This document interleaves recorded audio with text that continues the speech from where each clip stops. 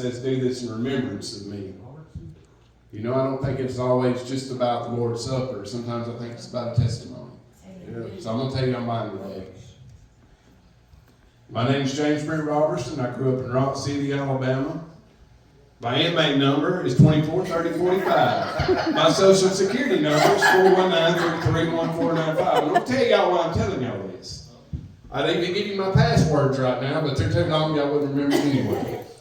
The reason I'm telling you that is from the time I was little, I've always had an issue with being secure about things. From the time I was young, I grew up in a wonderful household, loving parents. You know, I had a brother, and, you know, we grew up like any other country boys, jumping off cliffs into the water, breaking vines, breaking our backs, you know, getting shot in the eye with a BB gun, you know, all the normal stuff. My dad worked at 3M, my mama run a paper route. I can remember when I was real little, you know, my mama would teach me life lessons I didn't really learn until just a couple of years ago. And that was on the paper route. I was probably 4 or 5 years old, throwing up all every morning, you know, just the usual. My mom and dad both worked really hard for everything we had. They taught us so many things. But my mom, she grew up a certain way, and a lot of that rubbed off on me and my brother. But she had a real anger issue. So a lot of the time, when she would get angry, she would take it out on us. Now, if you hear my brother tell it, we're always arguing about who had it worse, this and that. But I know how my mama grew up, so I never really resented her for it, because I know how she was taught. Now, I grew up Church of Christ. If any of y'all know anything about Church of Christ, that's what I grew up into. You know, it's a fire and brimstone preaching. You know, if you did this, you're wrong. You know, as I was telling Darryl earlier, when I was a kid, I had the idea that God was this mean kid with a magnifying glass, and we were the ants. That was my idea of God. But still, I went with my grandparents to church. My mom and dad didn't go at the time.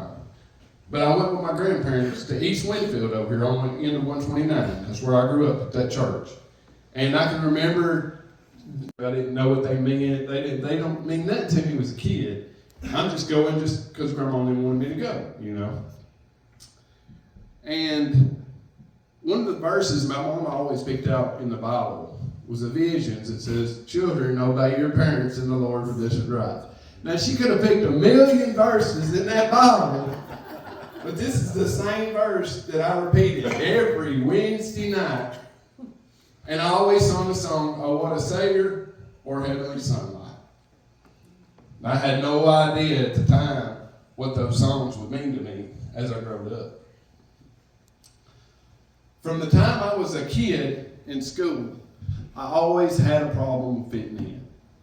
So, you know, when you're young, even then, kids were mean. You know, I can still look back and think about how mean they are. I know how mean they are now. But believe me, they were mean then too. And, you know, they always had your high group, your middle group, your low group. You ought to fit them in, usually depending on where you come from and how much money your family makes. You know, in kindergarten, in first, second grade, I always wanted to fit in with certain groups of people. And I never felt like I did, so I finally figured out, hey, if I tell a lie, it might work. So that was my birth to becoming a justified liar. Why was I lying? Hey, it worked. They accepted me better. So, you know, that followed me all through childhood. And I was about 9 years old, and I had a friend that lived right up the road from us. And his name was Jason. And he went to Liberty Christian in Hewitt.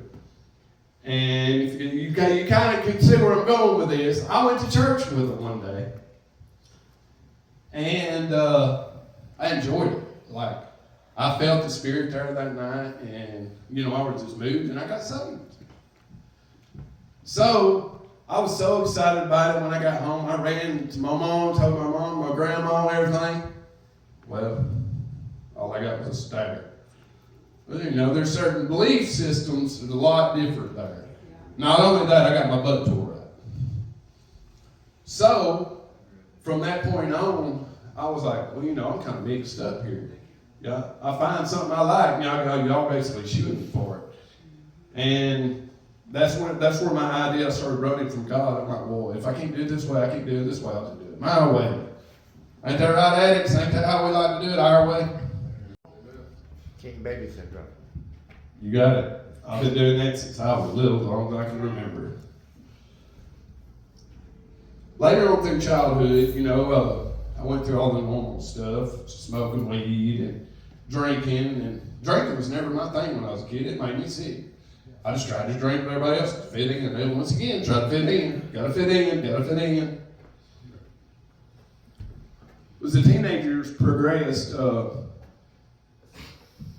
not only did I tell lies, I started stealing. My mom, she made half decent money, and my daddy, he was always secure. He gonna keep that billfold under his pillow, you know what I mean? But Mama, she'd always leave that purse wide open. My grandmother's friends, they'd leave their purse wide open. Oh, there's me a sack. Let me get in here and get this sack. Call up boys, they've been on Christmas, get the old Christmas money.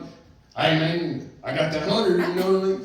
And, I can remember back in those days, how just smoking weed, I thought it was just such a calming experience. It made everything so much better. And, I got my first trouble really doing the thieving and running around with people I shouldn't have. And I can remember my dad was so ashamed of me. He worked at 3M and he comes from another side of the family.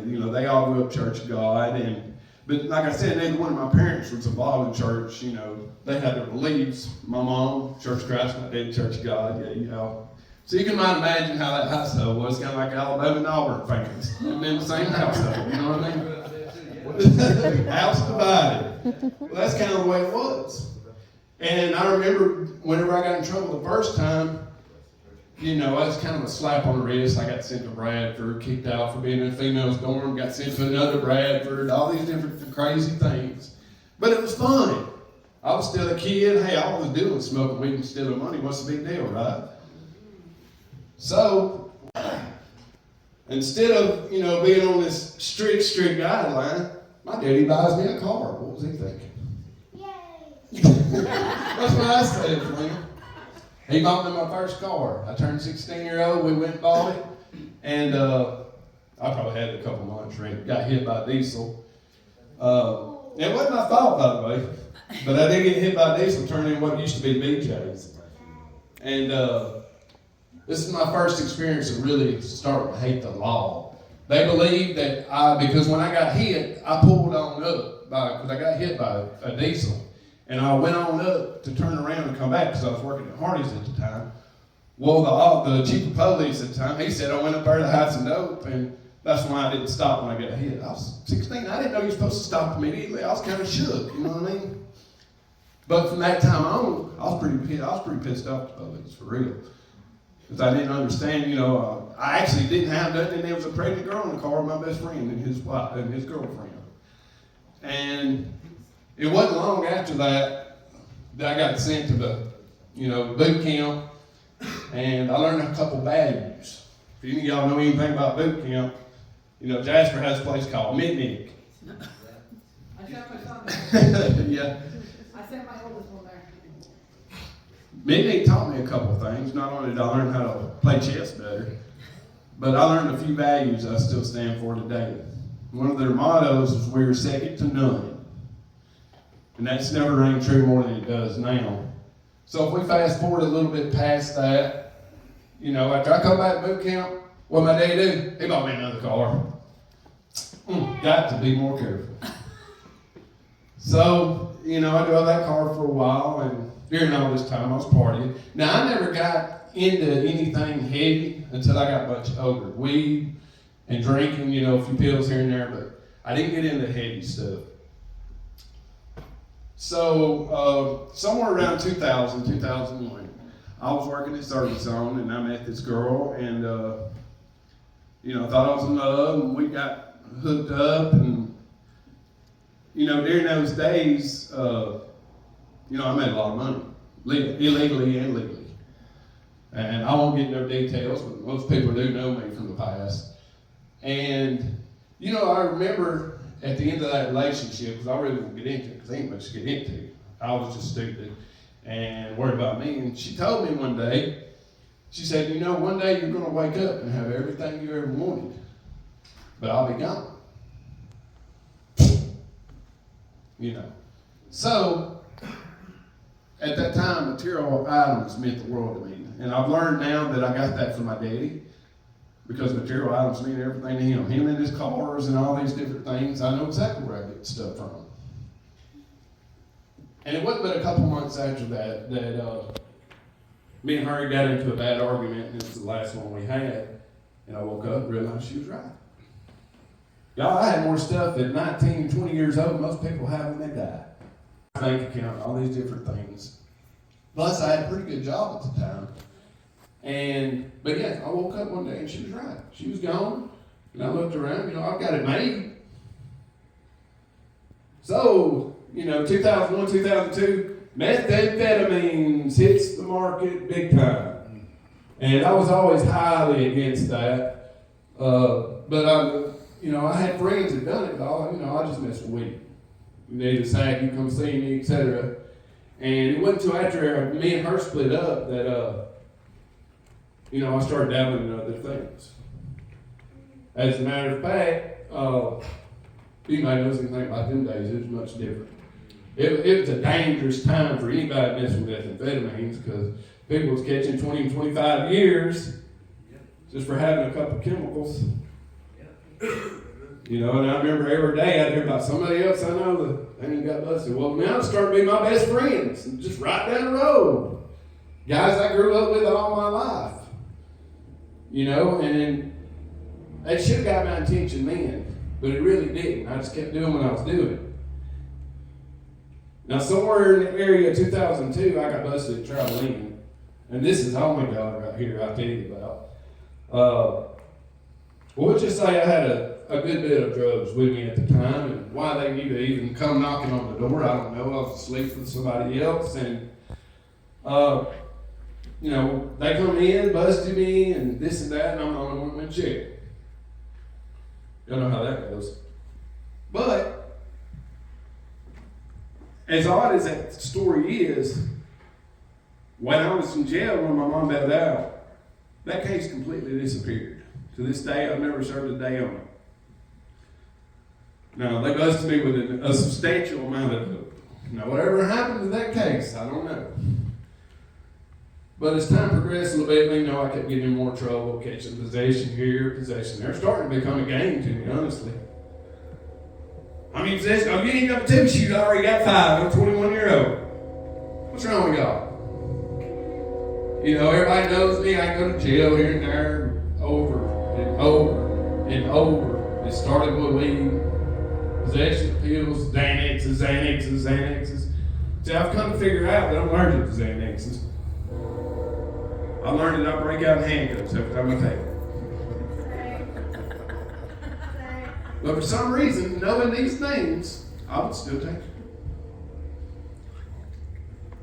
So my first trip, I went to prison in 2005 with one of the worst camps in Alabama, St. Clair. And, I didn't have nothing but a possession charge. I'm at a level 5 camp. Went through TC, which is therapeutic community at the time. Thing is, I didn't actually go through TC. They ended up putting me in relapse, because when I got there, they were like, what are you doing here? Oh, no. I didn't ask them to bring me here. Well, so you ain't got enough time, we'll just put you in a relapse prevention program. I went through it, loved it, aced it. See, each time I'm trying to get sober, I had my mind set on it. I'd done it for a little while. And my second time that I really got in major trouble, I was about to be sent to prison again. And the Lord stepped up in court. Now, I'm one of those who's never had a chance to go to rehab. They always send people like me and Monroe and all of us, they always send us to prison every time. They don't give us a chance. Well, on this day, God had favor on me, and I think that was 2008, end of 2008, 2009.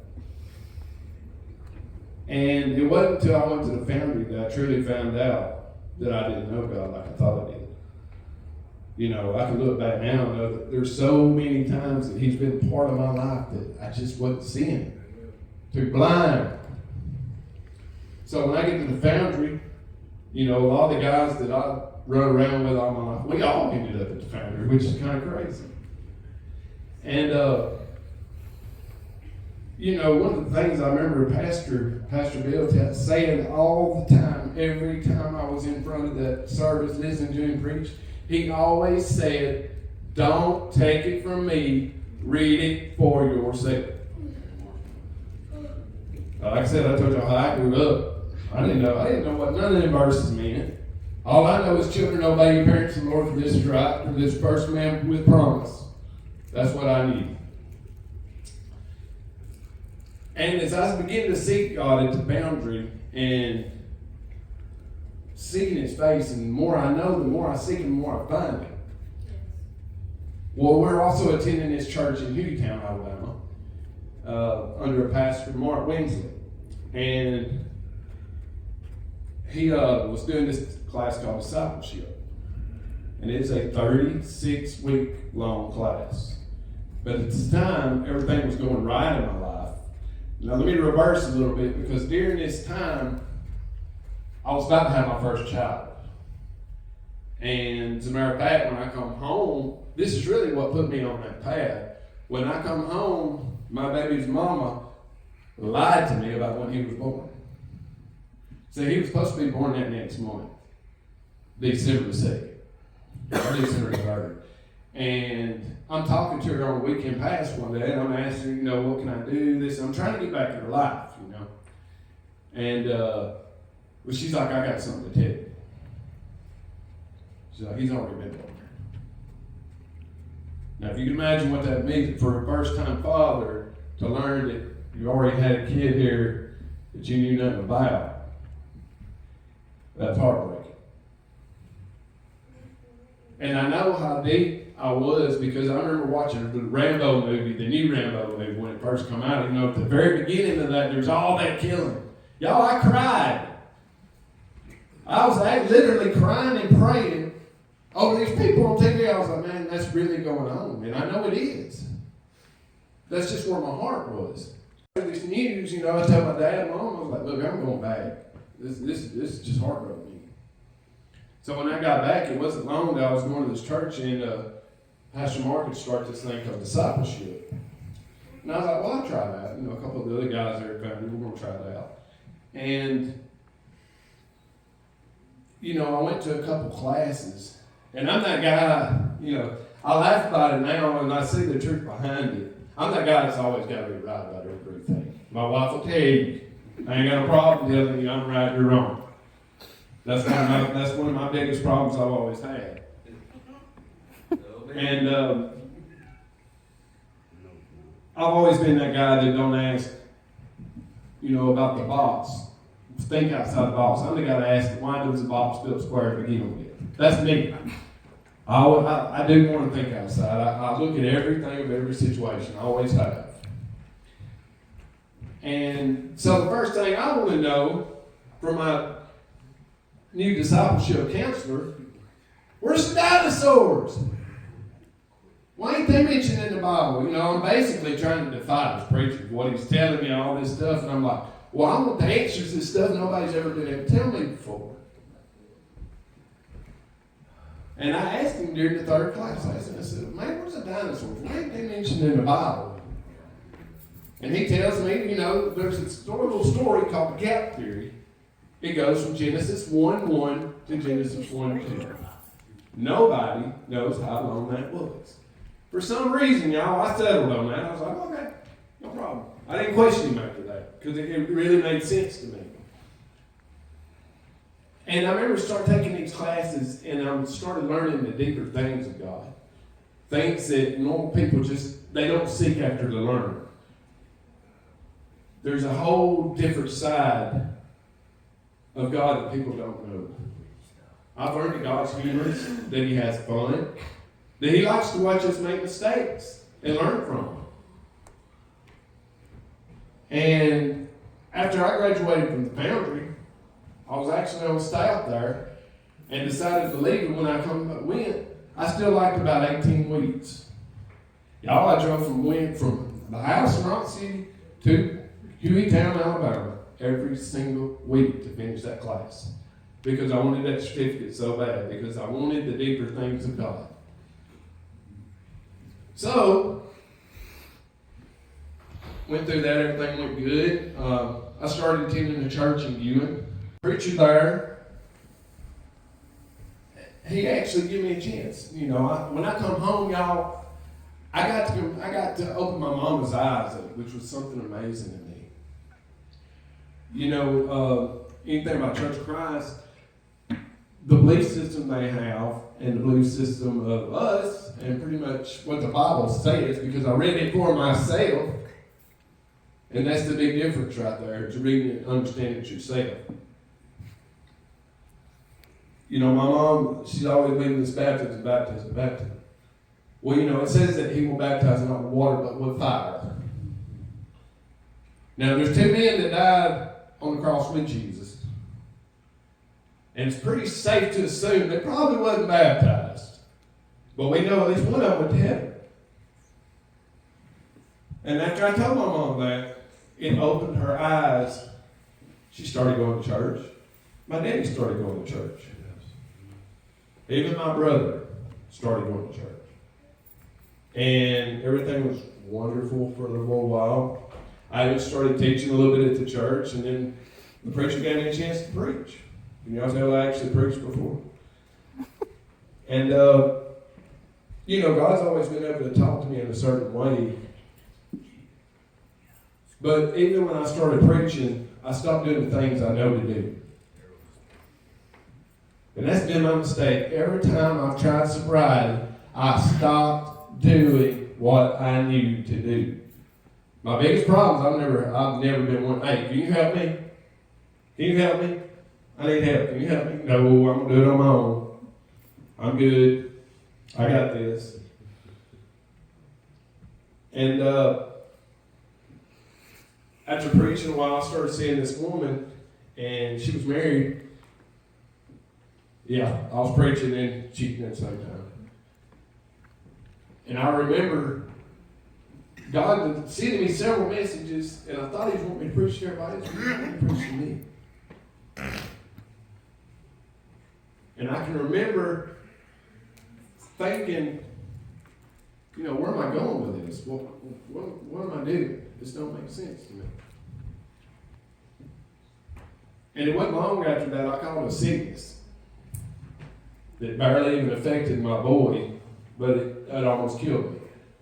And this is also, I was going to college making straight A's, which is something I've never done in my whole life. But I went to college, was doing it. And I was in my second year, and the sickness came up on me that about killed me. So after I finally decided, you know, we're hard-headed, we don't want to go to the hospital, I prayed about it all night, throwing up, oh, Jesus, please, I heal this over my body, please, you know. Okay, I better go. Daddy, we can take me to the emergency room. Well, by that time, they gave me 3 bags of fluid. I was hurting so bad.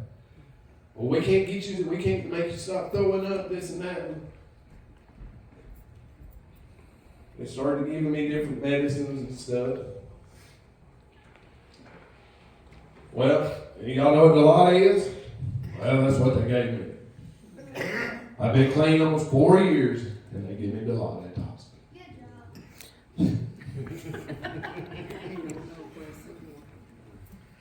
And as I got in my bed, in the room and stuff, I was still trying to maintain my college work and stuff, but I was there 4 or 5 days.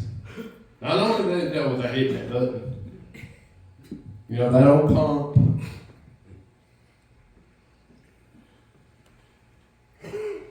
I remember when I got out, just a week and a half later or so, she sent me home with K2s. Got to be one curve. So yeah, bye-bye sobriety, bye-bye God, bye-bye everything that I had worked hard for, bye-bye.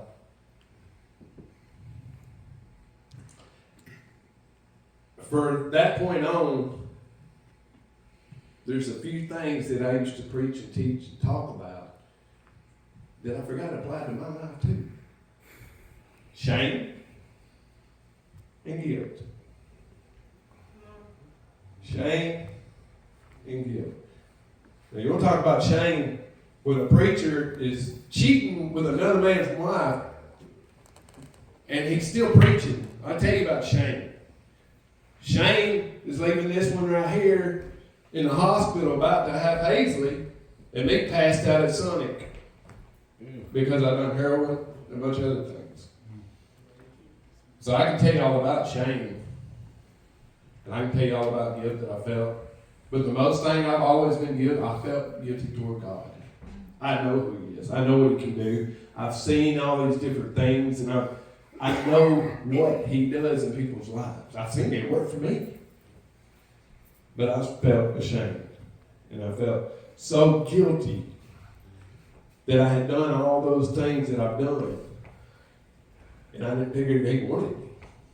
You know, you got the entire world, you got the entire kingdom of heaven. Why do you want me? But let me tell you why.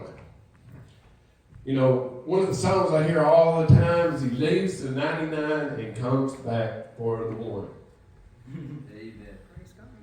If y'all remember a Facebook post I made a while back, it's called Sheeps 101. And one of the most significant things I learned is that a sheep comes away. Comes away. I never knew that. I've heard lamb meat. You know, people eating rack lamb and stuff. I did not know sheep comes lamb. And I learned a lot more things about sheep. But even then, after all that guilt, so what do I want to go back to? Let's go get high. That's what I did. Went to prison the second time. Didn't change nothing, come out wide open. On house arrest, still doing pills. Y'all know Judy? Judy loves me. I'm gonna tell you something. When you can get shame and guilt, and Judy Osborne can look at you and make you cry and tell her how proud of you she is, that'll do something to you. Believe me, when I tell you, I told the judge we got a love-hate relationship. And she agreed. So I'm here to tell you today, you know, in total I've been in prison 3 times. This last time I had a wonderful joy stay at Fountain, Alabama. When I say that, everybody grins. I'm like, man, I'm in the St. Clair. Y'all talking about Fountain. But Fountain wasn't no joke. But the stupidity thing about it, I had it made. I was at work lease. And I discovered old K2 strips while I was at, I discovered on my accident while I was at Gilby. And, you know, this last trip, God started getting my attention in a lot of different ways. And I ended up getting caught with a bunch of K2 at Loxley, work lease. It got shipped to Fountain. Of course, I lied about why I went and all this. And the whole time, God was showing me things. God was making things in a way that only I would see them. And He's been doing it for quite a while. I just stopped looking for a long time. And I started looking again. I got introduced to Fountain. You know, I've been in prison multiple times, so it didn't really bother me. I wasn't really looking forward to it. But y'all, the last 10 times I went to prison, you might find a little batch box of weed if you had a lot of money. When I did Fountain, I seen more dope there than I've seen on the streets in my entire life. God forgive me, but I thought I was in heaven. That's the truth. And, you know, I made a couple friends there who were struggling like I was. They knew there's a better way of doing things. You know, you would see them in their Bibles every once in a while, but, you know, it wasn't registering. But I also got introduced to fentanyl. I call it the devil's drug. Just like I call methamphetamine is the same thing. And I can tell you everything I've been through this year, but that's not why God's got me up here. See, I wrestled with doing this for a long time just because I believe at least I would have had 6 months clean. I ain't quite there yet, but I know I'm going to be clean for the rest of my life. Amen. And I know that because it says by our stripes, we are healed. We were healed. That means we healed way back then. See, I know all these things. I've known them for a long time. I just forgot them.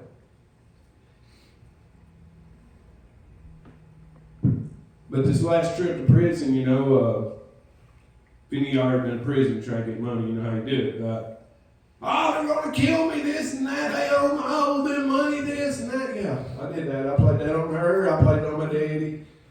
I think probably it's the first time was like 500, the second time was like 600. This is during the strike, y'all.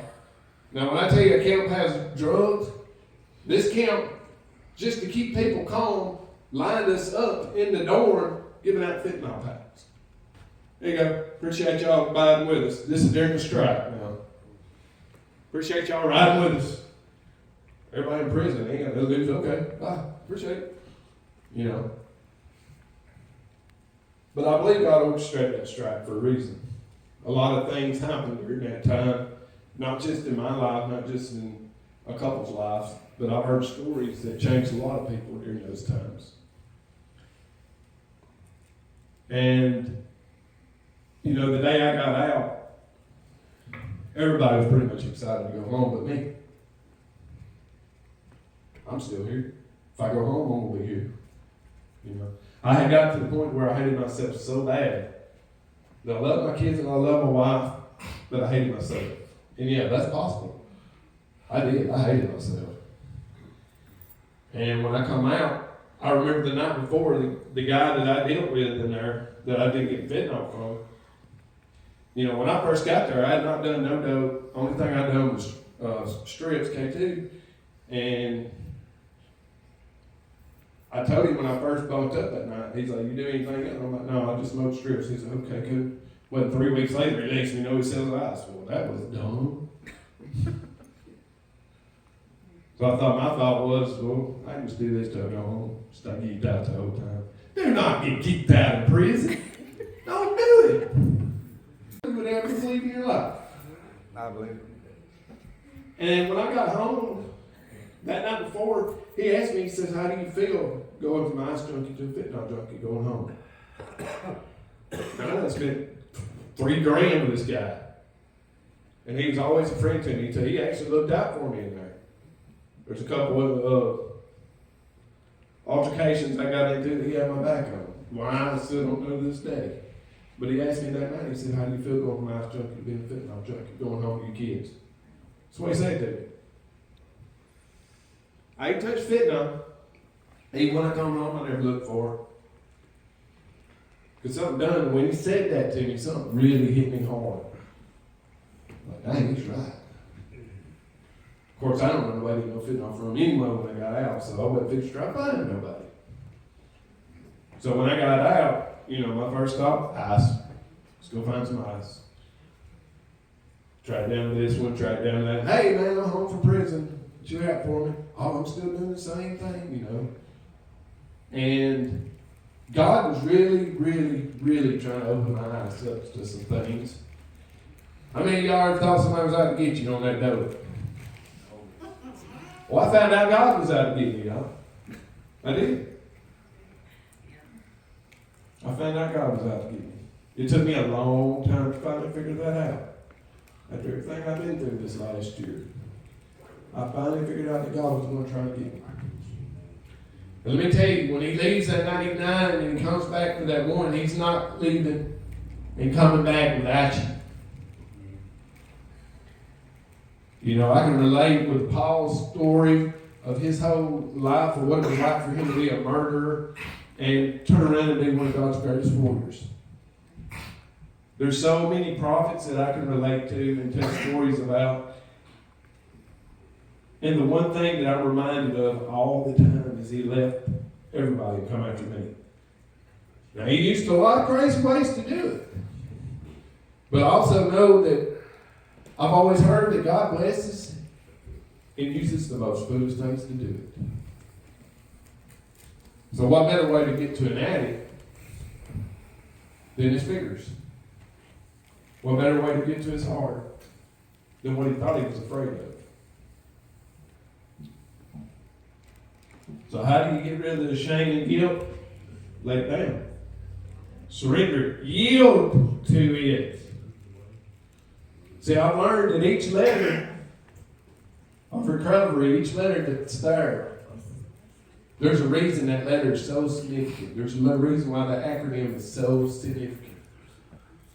You know, once my eyes was open, yield meant something different when I seen it on the road. Traffic don't stop. That meant something to me after I started seeing it with different eyes. We don't stop. We keep on going. We don't look behind. And that's what I've been doing all my life. I look behind. Who's that keep? What did I do? What mistakes have I made that somebody's coming after me? Looking behind, looking behind, looking behind. You know how you stay in the handcuffs? You look behind.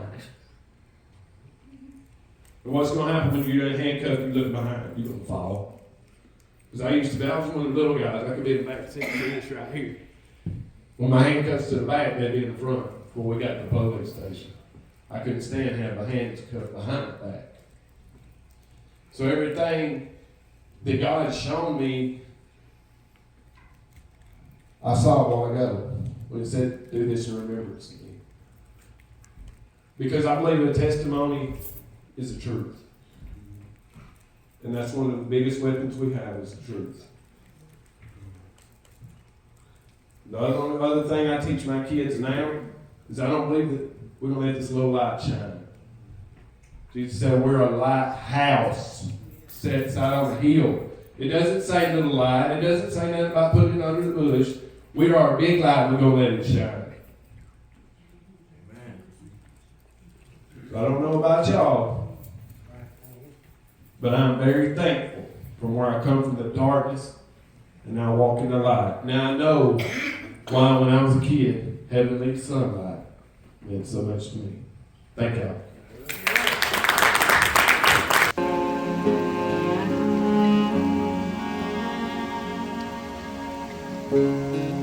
I found you in the middle of my mess.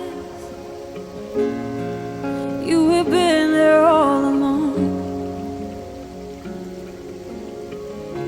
With open arms and open heart, you called me in.